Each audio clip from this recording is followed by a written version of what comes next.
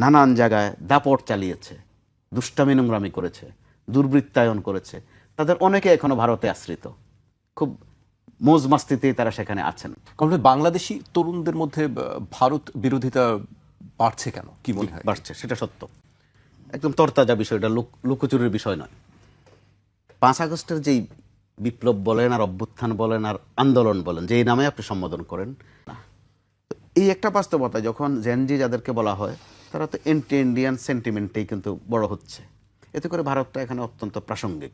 আবার ভারত যে কিছু সর্বশেষ যে ভূমিকা রেখেছে, আপনার মনে থাকার কথা, ডক্টর ইউনূস যেদিন শপথ নিয়েছেন ঠিক ওই দিনে কিন্তু ফেনীর ওই দিক দিয়ে পানি ছেড়ে দিয়েছে, অর্থাৎ ডিস্টার্ব করা যেটা। আবার একটা পর্যায়ে ভারতে যাওয়ার আমাদের বাংলাদেশের মানুষের একটা সিংহভাগ আছে যে তারা মাজার জিয়ারতে যায়, আজমির শরীফ জিয়ারতে যায়, আর একটা অংশ আছে এরা চিকিৎসা নিতে যায়। ভারত কিন্তু ওখানে দেওবন্দ, জি দেওবন্দে যায়। দেওবন্দেও যায়। আরেকটা অংশ আছে যে চিকিৎসা নিতে যাওয়ার একটা পর্যায়ে ভারত কিন্তু বাঙালিদের জন্য হোটেলে থাকা খাওয়া বন্ধ করে দিয়েছিল কয়েকটা দিন। অর্থাৎ ভারত সরাসরি এমন প্রতিপক্ষ হয়েছে, ভারত কিন্তু প্রকারান্তরে বাংলাদেশের জনগণেরও শত্রু হয়ে গেছে। দেখেন ক্রিকেট নিয়েও করলো, অর্থাৎ তারা খেলাও বাদ দিচ্ছে না, আমাদের নির্বাচনও বাদ দিচ্ছেন না, ওখান থেকে সুজাতা সিং এখানে এসে নির্বাচন করে দিয়ে যায়। অর্থাৎ আধিপত্যবাদের একটা বিষয় আছে, আর আমরা আধিপত্যবাদ শব্দটারে এত ছোট করে ফেলি যে শুধু একটু খবরদারি করলেই বুঝি আধিপত্যবাদ। রাজনৈতিক খবরদারি, কূটনৈতিক খবরদারি আছে, এখন দেখা গেছে খেলাধুলায় খবরদারি আছে, স্বাস্থ্য শিক্ষা নিয়েও খবরদারি আছে। এগুলোর মধ্য দিয়ে ভারত নিজেও কিন্তু একটা এমন একটা সেন্টিমেন্ট তৈরি করেছে যে এখানে ভারত বিদ্বেষী একটা মনোভাব তৈরিতে ভারতের একটা সিংহভাগ ভূমিকা আছে তাদের নিজেরই। তারা প্রতিবেশী না থেকে আধিপত্যবাদ একটা আচরণ যেটা করেছে, যে কারণে আমাদের এই জেনারেশন স্বাভাবিকভাবেই ভারত বিরোধী। জামাত ইসলাম সেই সুযোগটা নিচ্ছে এবং নিবেই, সেটাই রাজনৈতিক দলগুলোর এক ধরনের কৌশল।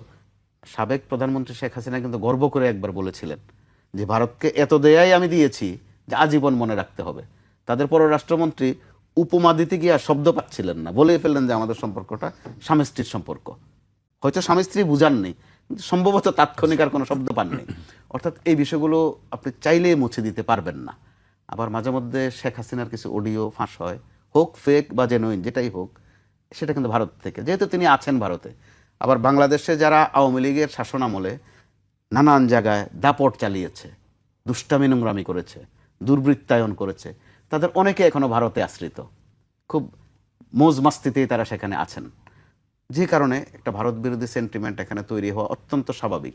24 কিন্তু ভারতও একটা সুযোগ নিতে পারত যে দেশ টু দেশ, কান্ট্রি টু কান্ট্রি, বাংলাদেশের সাথে বা বাংলাদেশের জনগণের সাথে সম্পর্কটাকে একটু আরও উচ্চ পর্যায়ে নিয়ে যাওয়া, সেই সুযোগ তৈরি হয়েছে। তারা সেই সুযোগটি কিন্তু এখন পর্যন্ত নেয়নি, যে কারণে এখানে ভারত বিরোধী সেন্টিমেন্টটা সম্ভবত আরও রান করবে যতক্ষণ পর্যন্ত নতুন কোনো